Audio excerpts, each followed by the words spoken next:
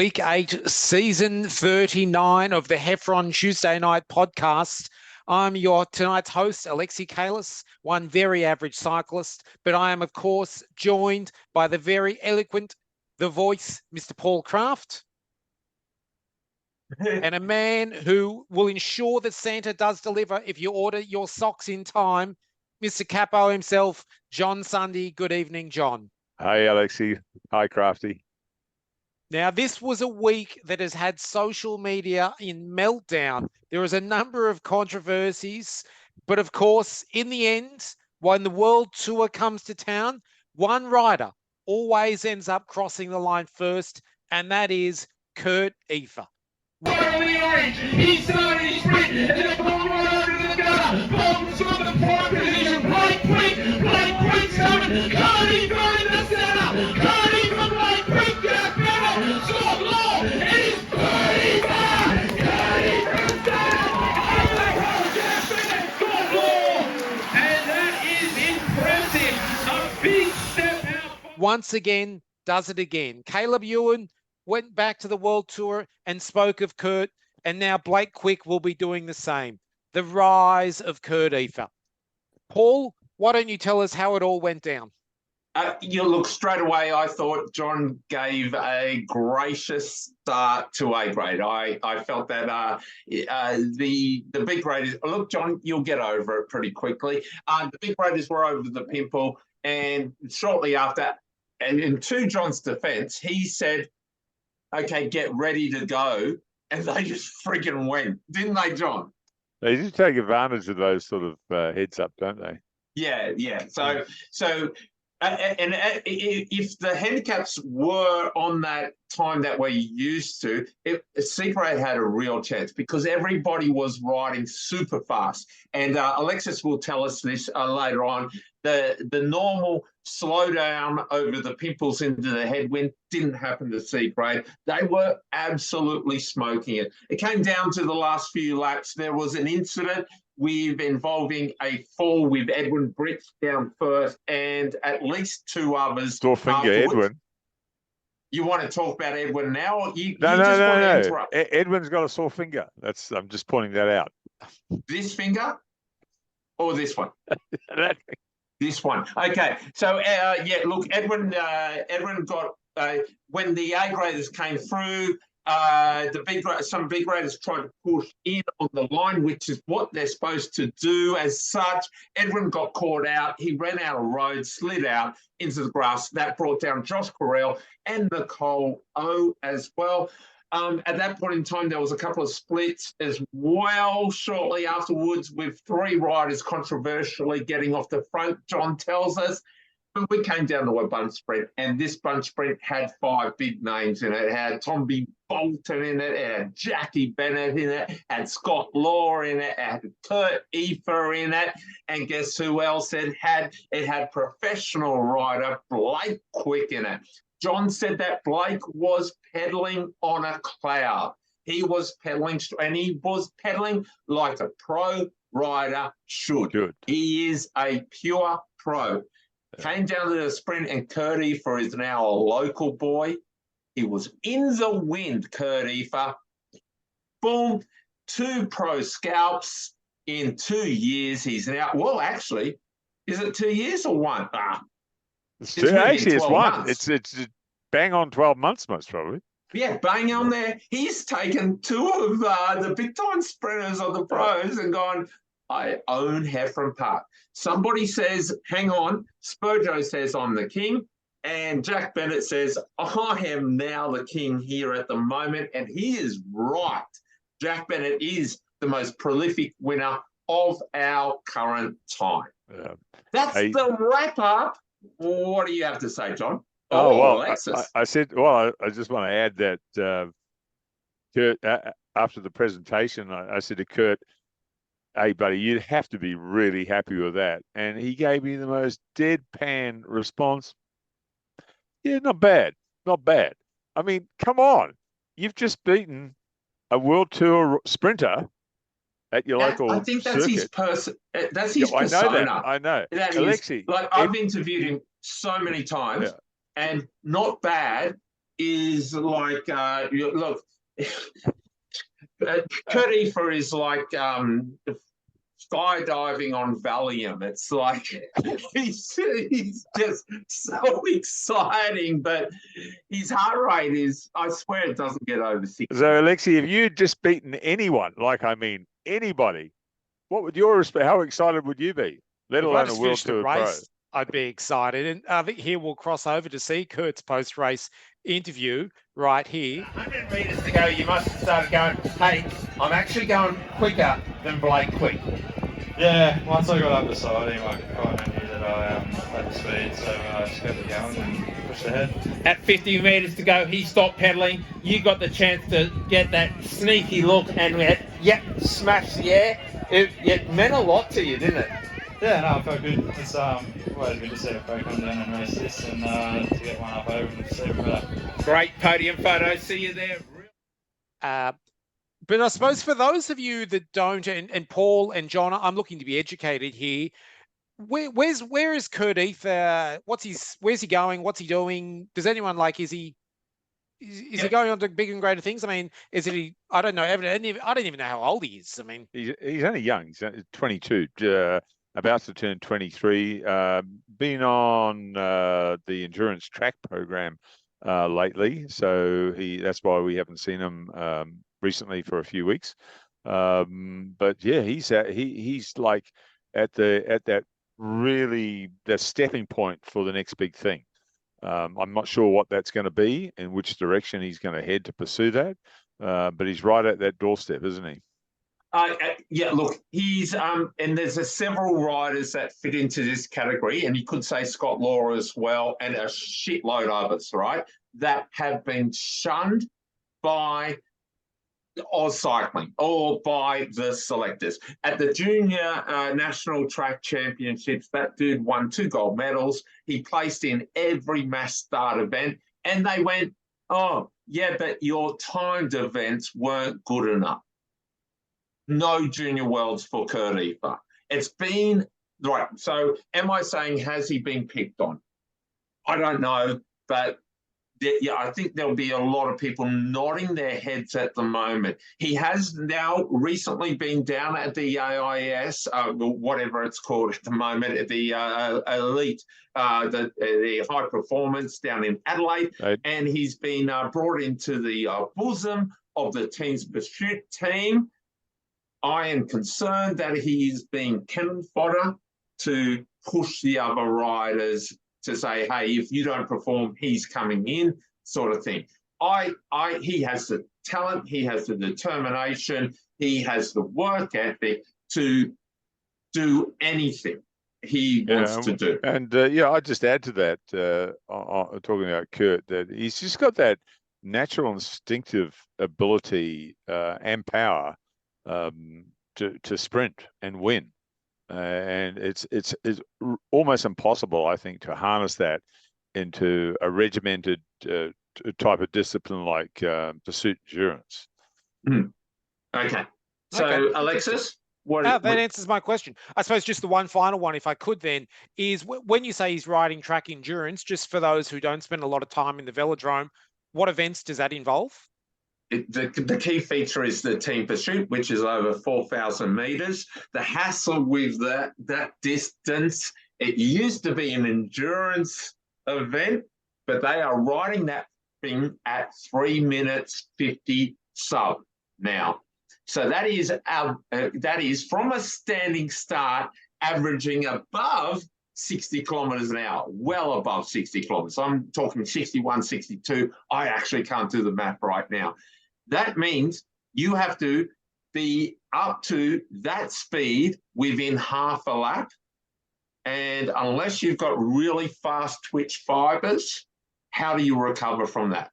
So they need to be super fast, and then they go and get their endurance. Did that make sense to you? But the guy knows how to ride all mass starts events. So therefore, when you go to Worlds or Olympics, riders like that are good value for dollars spent, meaning that they do more than one event. Yeah, correct. Okay, interesting. I suppose with that, we should then move on to the finish. which of course joined a little bit of drama. I hope you can all see the screen now. So here we light up with, I'd say, what's that, about 75, 80, 100 to go? Yeah. Yeah, and Kurt's already So we matched can the see speed Kurt, and passed. he's launching himself there. Blake Quick's looking over to see if what gear he's in. We Tommy see Bolton was the leader into this. Well, he was the initiator. He came around the outside and actually swamped everybody. so he's on the far left there. Now he's pretty much sat up. Yeah. Okay, so then we move through, we start to see it. So, and I suppose I'll pause it here. And so now we can see three riders. We see Jack Bennett on the far left, I suppose As the we're far left looking of at our it. screen, or far right of the actual track. We see Blake and we see Kurt starting to snap away. I'll just roll it through and then we'll Can come I just back. say, is Blake still sitting in the saddle there? Yeah, Blake's given up. Right? Yep. Hang on, I'll take it up to that moment there. So yeah, so Blake gave up with what's that? 20 to go. Is that the actual finishing line, the strong line? Yeah, It is, that's the isn't it? finish line. Yeah. Look at Kurt. He's got enough time to look around. Yeah, He starts looking at. Kurt looked both ways and gone, I can't believe I've got this. Blake knew at about 100 to go, he'd been matched by Kurt Eather, and then suddenly Kurt got his nose in front. It's not going to change from there. Where are you looking at, Alexis, at the moment? I'm still looking at around about where Tom Bolton is, maybe just the rider in front of him who seems to be disappearing from our screens. Now, if I looked at that, I'd say if he actually leveled himself up so he was actually upright on the bike at a, what was that, 90-degree angle, he'd have a pretty straight run to the line towards the finishing there. So, right. Straight away, now, Alexis, let's play it one more. So then we play it for another second. Oh, hang on. He just swaps sides. Hang on, it's just, and that's not the screen. That's right. But you can do that. Because you're going around. He's trying to go around both riders in front of him. He's trying to go around it. And then Scotty Law behind him just decides, well, I'll have to ease up and squeeze out to the end there. Okay, let's pause. Are we talking about Kurt Eather's win at the moment, or are Kurt Eather's already won? Kurt Eather won with 50 to go. Great. Are we now talking about Jack Bennett? The chopper? No, I wouldn't call him the chopper. Jack has just moved from one side of the track to the other to get around the two riders in front of him. And interestingly, it was so close on the line between Blake and Jack. Unfortunately, I guess what Jack didn't pick up, perhaps Scotty was a little bit closer behind him than he thought, because Scotty also goes wide there. Look, I heard some people say that was one of the most dangerous things they'd seen in cycling this season. No, the most dangerous thing you've seen in cycling is when Peter Sagan leant on, was it Cav, into a barrier about 4 or 5 years ago in the Tour de France. That wasn't this season, John. He just says this season. So would you kind of stay alert a little bit? Yeah, alert. In my mind, DQ. Oh, wow. Oh, off the podium. Damn. Gone. Poor Scotty Law. He probably had third lined up. He was like, I've got rent paid for this week. Not a worry. All of a sudden, there goes his front wheel. There's this lunatic going right across the track. Just go straight, Jack. This is all in hindsight. Yeah. He was, at this point in time, he wasn't aware that Blake was going to sit up. Right? Yeah, that's why he's going around. Yeah. That Blake was going to follow Kurt. Kurt Eather is looking left and right, going, fuck, I've won this. He's going like this, right? Blake follows the line of Kurt across. In hindsight, had Jack headed straight to the line, he's number 2. Because he then would have also been out of the wind. He is guaranteed second.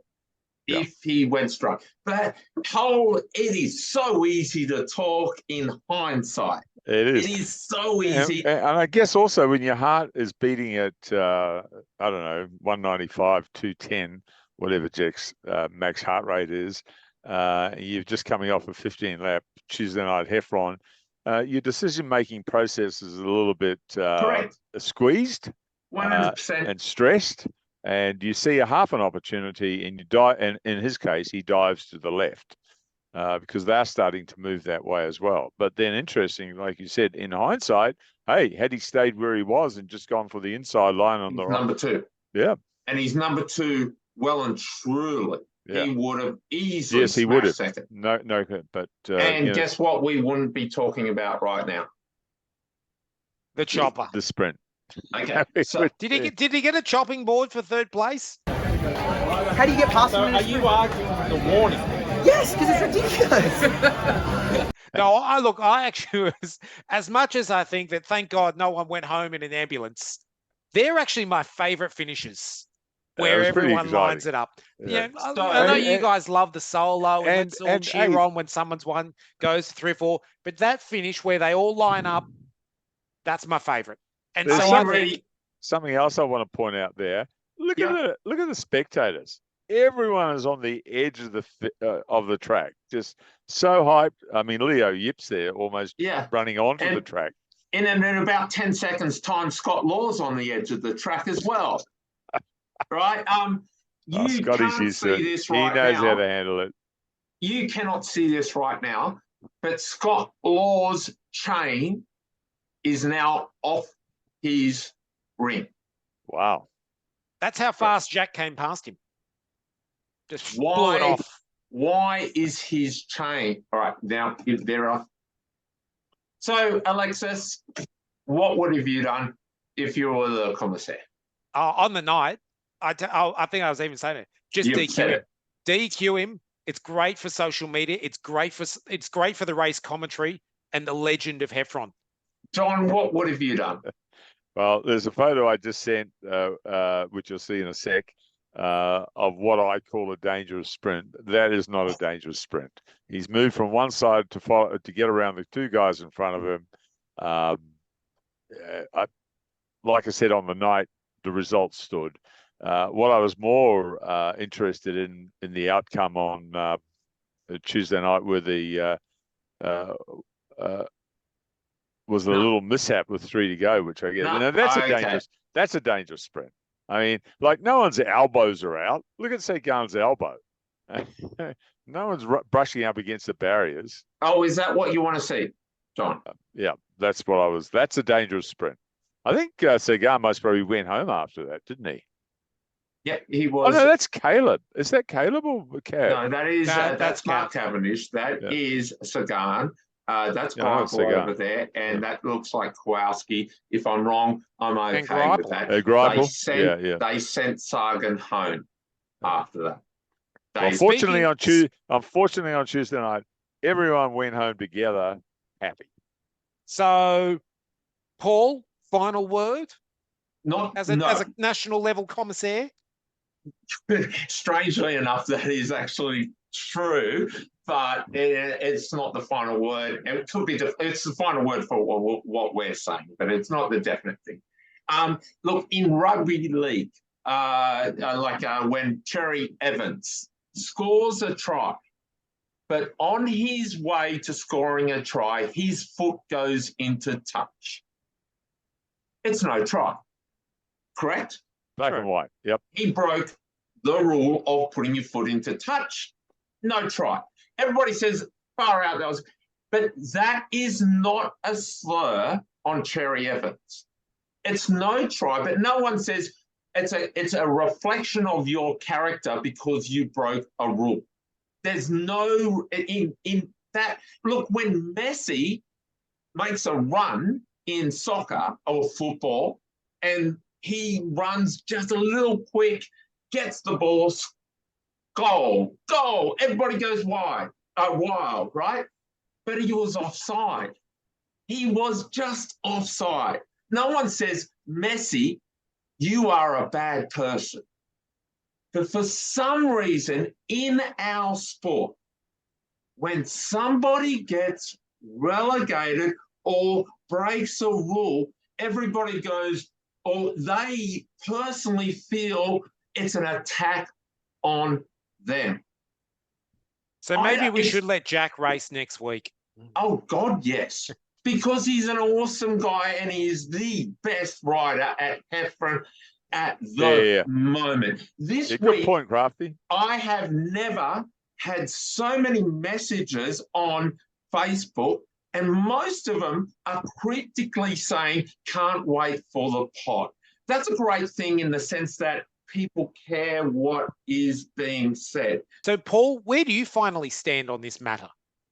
Finally stand. Jake received a warning.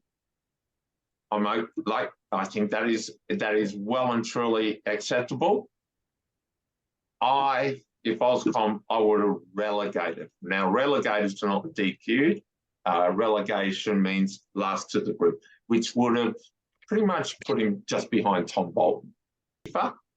Moved left as he'd won. Blake followed that, and that forced Jack further over. I have looked at the photos. I've actually looked at the shadows. I believe Scott Law was overlapping at that point in time. The photo of Scott Law's chain like when Scott threw his bike at that angle, it was telling. I think I've said a fair bit. Well, everyone knows the rules on Tuesday Night Heffron, because when you enter, if you're a new rider, you get a 3-page document on what the guidelines and the race rules are.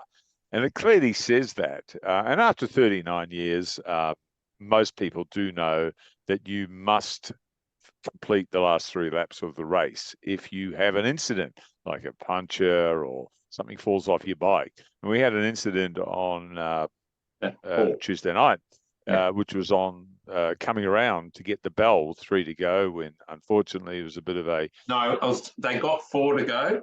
It happened going into the squirt hole, yeah? So yeah, that's right. They were coming around to complete their 4th lap and get and cross the line with 3 to go. And there was a bit of an incident over by the tennis court where Edwin and I think Lockie also, Harrigan hit the deck, and some of the riders behind decided, fall, crash, pulled onto the grass. And I thought, well, that's very interesting, because all the riders behind you managed to get back on, but you didn't. And yet, I don't know, you seem to be okay, Chris Miller. I'm not sure. I'm not sure what you were doing. And that was fine if you weren't going to get back in the race. Maybe getting back in the race the next time is not such a good idea. So if you're caught behind in a crash, what's the rule? Like when can you take a lap out? If you're involved in the incident, you're entitled to a lap out. And when you say involved, if you're the rider behind it? Yeah. So obviously, if you crash, if you take evasive action that literally takes you out of the race. Right.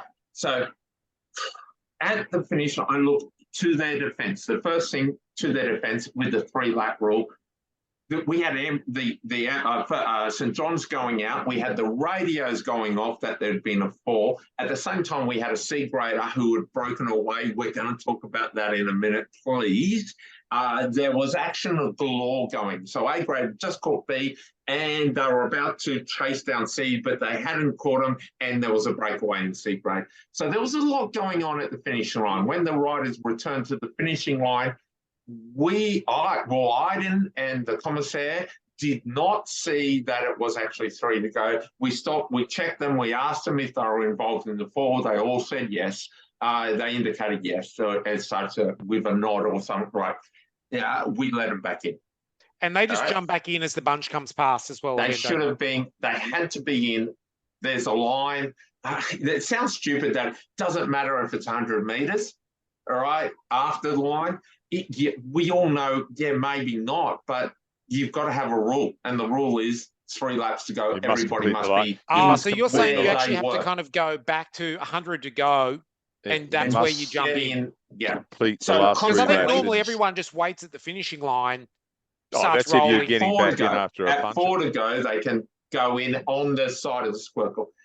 So it was 2 said riders. That wasn't their fault. That is, the error is on the commissaires, and there are rules about mistakes by the commissaires. It is like if it's not the rider's fault in that sense. I don't blame them for that. you're going to look at the Miller. I do blame Chris Miller for posting, like letting that go. Yeah, I think a few people were surprised by that. Yeah. Fair enough. Fair enough. So let's go back to the actual race, the rest of the racing that's going on. There was a race, was there? There was a race, not just a couple of incidences out on course. So, John, I almost regret leading with this question, but John, how many riders started? How many finished? We had over 85 riders on the start line. I think in the end there were only 55 or 60. Very splendid. So you've got 20 A grade finish, 33 B grade, and 31 of those riders made it to the finishing line. So yeah, that's pretty good finishing. I'm surprised at how many finished. It wasn't. I see 46 finishes total, and around about 30 missing from there. Yeah, so from 85 starters. Wow. So the maths isn't working out. Well, you'll see some names highlighted in yellow, and you would have to question whether they technically finished. If a requirement of finishing was completing the last 3 laps. Actually, the math does work. Yeah, I can see it's 45. 45. We're missing 1 rider, but yeah, it's 45 riders finished. So the yellow lines, they indicate what? Just suggesting that perhaps those riders, they crossed the line in those positions. Yeah, I saw what you did there. Yeah, you saw what you did there, John. It was pretty cheeky. You're happy to poke the bear there, aren't you? Yeah, I'm going to have lunch with these guys on Saturday. My rider very quickly, your Chargill Charlie's rider of the week, John? My pick this week, hands down, Kurt Eather. Okay, fair. It's interesting because when I was riding home, I was thinking to myself, gee, who's going to be the rider of the week? No, I only came to that conclusion today. Do you go A grade again? A grader wins. Doesn't always have to be the rider of the week. But then I started looking back and I started thinking about the rest of the race, and I was like, well, I couldn't see who else I was going to pick. So that's a pretty big win. That's that's probably where it comes down to it, doesn't it? Yeah, it does. Had he just won normally, without just had he rolled Jack and Tom and Scotty in the sprint, he does that he can do that every week, and may have looked to Lewis Ray, who got his first C grade win, and it's quite noticeable there in that sprint finish photo. Or Rowley, who's back on the podium, but I think Rowley didn't finish last week. And then this week, he's number 1. That's almost... Rolly loves it. Yeah. That's like a 2005 Tour de France winner, losing 30 minutes on one day, taking it back on the next. Unreal. Okay. I'm going to bow out. For 30 more seconds, John, here's, I think the C-grade rider that actually went towards the end, he did a lion amount of work and then attacked in the end. Ben Farnsworth, is that correct? Ben Farnsworth was the rider. He didn't finish. He didn't finish, and that is going to be a telling thing. He can't be rider of the week. To not be rider, exactly. It's like that was he only had to go. He could have kept pedaling, I suppose, and rolled around. But wow, yeah. Again, that's what makes it so difficult. And it's almost like, you know what? I saw him go over the pimple. And I'm going, how much of a lead? Oh my God, he's been caught. And he wasn't just caught. Over the pimple, he lost. He was crawling over it. He went to bed knowing everything he gave. So I think, John, you can go because... Okay, and one last thing. Next Tuesday, 19th of December, 46th annual East Trophy race. Anything special about it, John? It's been going for 46 years. That's special enough. You're special. I try give us a. Where are we going to see you next? Next Tuesday. See you, John. Okay, bye. That leaves the voice in myself to just carry on, to march on like we do race-wise. And so we saw C-grade on Tuesday night have probably one of their best performances. I was so impressed. I was Wow. really impressed with the way C grade. The people's champion Rodrigo was at the front doing it very early, but there was more than one Rodrigo out there. There were people willing to pull. Normally in that nor'easter wind, Alexis, normally I see them crawl over the pimple. I don't think that happened. No, it was a bizarre week where everyone would kind of just do these massive turns for a couple laps, disappear out the back, then kind of resurrect themselves, go again. And it was every single person in the bunch had their period of time where they were pulling a turn on the front or suffering out the back. And it was even mid-race. A couple of times I said to a few people, I was like, am I just like, is this really hard? And I know, Julian Arias, who we were speaking about the other week, is a really strong. He was like, "This is tough. Like, this is ridiculous." Yeah, Rupert was busted. He was busted with about 5. They were all just like, "This is unrelenting." Atcho was the riders that normally go deep and are pulling late. They were busted early. So is that a bad thing? No, I thought. Well, it was bizarre though, because I think we only had 15 finishes, but I would say there was probably almost 20 odd riders still left when A grade made the catch with only 3 laps to go. I couldn't believe we made it to 3 laps to go. I thought with the strength of the A grade, but we were absolutely pushing it the whole way there. And again, there was while I was wondering, like, this is so hard, and yet there are still so many people in this C grade bunch working. It was fantastic. Okay. So look, Benny Farms, and I've got the right rider. Please tell me. You've got the right rider. Orange bike, Manly rider, Benny Farms. Is it Farnsworth? Yep. Yeah. So Farnsworth. in a handicap, you say don't attack, but his attack at around about 3.5 to go. I'm guessing now. No, I think it was a little bit long. I think it was longer than that. I think it was almost about 5. Is that right? It was 5 to go, and he had the guy who was like Beatty McBeard's doppelganger. Yeah. Go with him for a little bit. He then suddenly realized this is completely futile. We're all there in C grade looking around, seeing him charging off the front, staying off the front, and going big gap. But also like A grade are about to make the catch. Yeah, what are you doing? But he's just obviously going, I'm going all in. Yeah. I'm going solo. Boy, was he all in. And he was in. Here's the big bonus of what he actually did. He's gone, opened the big gap. C grade have gone, okay, we're resigning. We're going back. We're going to get caught by A.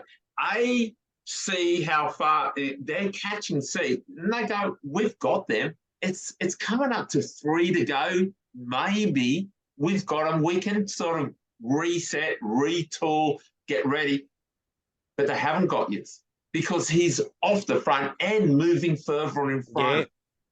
It was a full-on credible move, a very credible move. When it didn't work, though, boy, didn't it work. He threw out parachutes. He went from there's a new pothole. Went from 44 kilometers an hour to like 5. Yeah. Did you see that? Oh, it was like there's a new pothole now at Heffron Park where he's just exploded and just jumped into a grave. So 100% respect. I love it when if you employ that, all in. He put all his chips in. It was a great ride. Unfortunately, but he's probably made himself a marked man for next week's trophy race. Yeah. The trophy. He could be, is he a C grade threat? Or at the same time, he might as well enjoy probably his last couple of weeks in C grade, I'd say. Because not only did he go with 5, he was up there with Rodrigo lap after lap. The trophy race has it's 50-50 B and C grade winners. And the reason is we take the cream of the B graders and invite them into the trophy race. Yes. So you lose all of your firepower in B grade that are normally pulling the big turns. And everybody kind of thinks it's a normal handicap. That's why I love the dynamics. But we're not here talking about the trophy race. John, we've got the B graders. Big Raiders did a very amicable job. They were really riding fast. I just feel that they got a little bit hampered on the handicaps this week. I didn't speak to too many of them, but I kind of felt they were really moving well. They were moving well, and they were working pretty hard. I mean, 33 starters, 14 finished. That's half the field gone. So that's normally you want to lose half the field in order to survive. Only two Centennial Park riders made it to the finishing line. So again, that's probably a good sign. They are burning their riders, but look, are they just almost being too nice to each other at the moment? Maybe they've got to get angry again. Yeah, well, Rodrigo, not Rodrigo. I've got Rolando. My South Americans mixed up. Orlando winning the sprint. He's won many a big grade race. It's not. Look, he stays in big grade. Please, John. Oh, absolutely. What about Adrian Peterson? He was second. That's again, he is continually improving week after week. Won't be long before he gets the B grade victory. Yeah, I think he's been bridesmaid several times now. Same as Robbie Allen. He was third in B grade. Yeah. No, it's just the perennial bridesmaids in B grade, whether it's the grade as a whole or the individuals. Because, I look at their top five. So it was Rolando, Adrian Peterson, Robbie Allen, Tobin Smith of Neo Cycling, and then Tom Hyde. Tobin's medal national as an under-17, so he's freaking awesome. The final rider, then, I should probably round it. I think it's his first week back, John Papard. Hey. Age shall not weary. I guess that'd be his first week back at Heffron this season. And the photos show that he was very much up near the front as well. Yeah. So he's lost nothing. Another strong season. Then you got Josh Dunford, another East rider riding well. Then Ashley Bennett Freeman. Okay. So, and that leads us to the other grade that we give away, our top female riders, who once again was extremely competitive, I thought, on Tuesday night. Lily Fassan is just stepping it up week after week. She will get that victory. It's inevitable. But until then, though, she's got a pretty big mountain to climb because she's got to beat Kira Will, who she's unbelievable when it comes to positioning. Yeah, her positioning's amazing. Unfortunately, Nicole Lowe was involved in the fall. It's actually kind of nice in the photos that we see at the finish. You can see Nicole Lowe bleeding on the sideline. So respect, Nicole. But look, and she was fine, by the way. I contacted her. She said, A-OK, bike's fantastic, rode home. Happy. Had a bit of concern about Edwin Brits because he was probably the most injured. There was also Andrew Jacobs. He's okay as well. He was in a flat wheel and punctured and rolled in the Taunus. But next week, the trophy race, I'm hoping to get a big field. And I've heard rumours that we may have some pro riders. Fantastic. The B and C handicap. I hope they ride the B and C handicap rather than the A grade trophy race. They're probably more than capable of jumping in with the Why is that? A grade. You just like to see the large field? Yeah. Yeah, I just think it's more of a possibility that a top international rider could be actually on the podium or possibly the winner of the BC handicap. If they ride the trophy race, the aim would be to finish. The bunch. I also think it's a great test if they do end up riding it.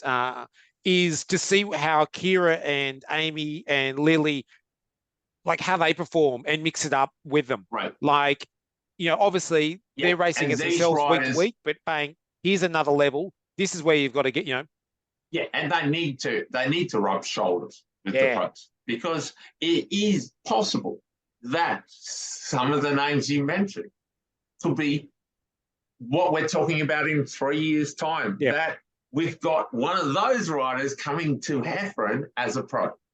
Yep. And that's fingers crossed. So I think we've done Rider of the Week, haven't we? We have given it to... You never decided. Look, Kurt Eather.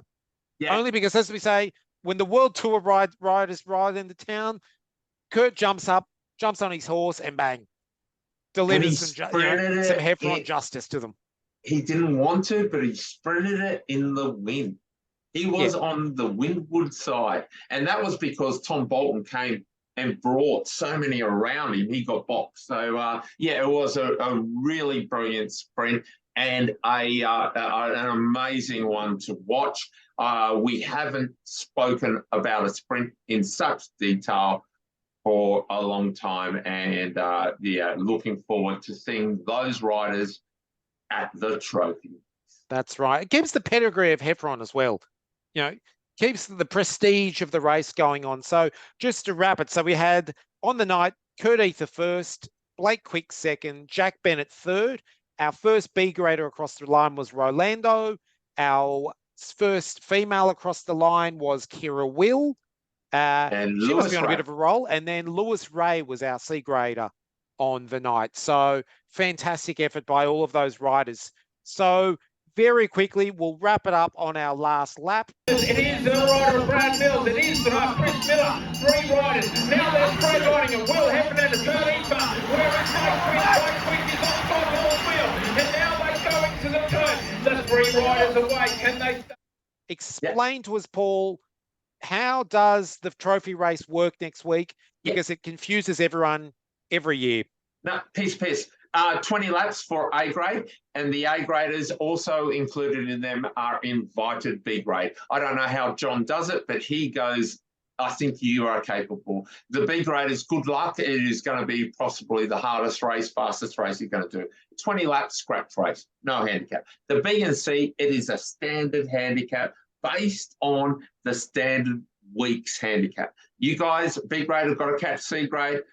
You know the drill. And it is a standard 15 lapper, 14 for C grade.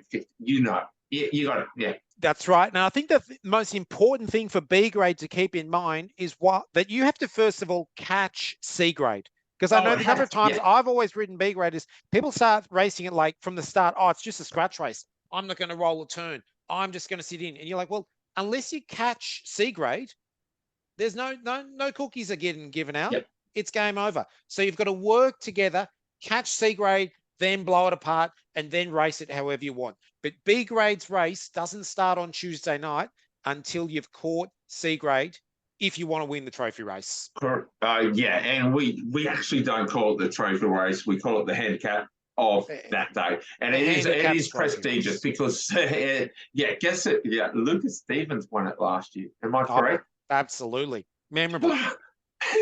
Okay. Are we doing our final wrap up? We are indeed. I'm also going to wish you all a Merry Christmas because I'm actually not at the race next Tuesday night. It's been a pleasure. I'll dial in from overseas in some freezing European bar. So thank you very much. I'll see you all in January. But for Paul, you can take us out. What do you say? I'm not going to say it because I'm going to piss in my own pocket. My students, we got HSC results today, and my class friggin' nailed it. 30% of them got band 6, which is the top 10% of the state. Fantastic. So congratulations. I know none of my class are watching this, but they absolutely nailed it. I'm pretty delighted today. I'm going to celebrate. But in the meantime, for you, Alexis, I won't see you next Tuesday, but for everybody else, see you next Tuesday. See you next Tuesday. Yeah, I think he deviated when he went past Quickie by. Oh, you're having a go, aren't you? Speaking of DV8, could that be? Well, we'll talk later. The sprint, though, Kurt was in the wind. No, Tommy Bolton led onto the straight, come around the bend with speed. Yeah, brought a whole hip over. First on the straight, and then I quickly jumped onto his wheel and probably squeezed Kurt out of the way. And then the lovely sound of Blake Quick's giant propel came swooshing past, and Kurt was quick enough to jump on him and then get past him. With 2 left turns, I think he had to make to do that, which is pretty impressive. We know there was an incident in there. There was a fall at about, I think, 4 laps to go, or just after that. It was pretty close to when you caught B grade. Were you aware of it, or did you just see some of the A graders disappear? No, what actually happened was Blake went to the front and sort of drove it past B grade. In doing so, put himself into the grass, and then me and Kurt ended up off the front of B grade together with Dan Bonello, and we were completely unaware until we came around into the straight and there was half of A grade sitting on the sideline. So I'm not actually sure what happened, but I'm guessing it was just A and B grade getting too excited together. I'm glad you calmed down. See you next Tuesday.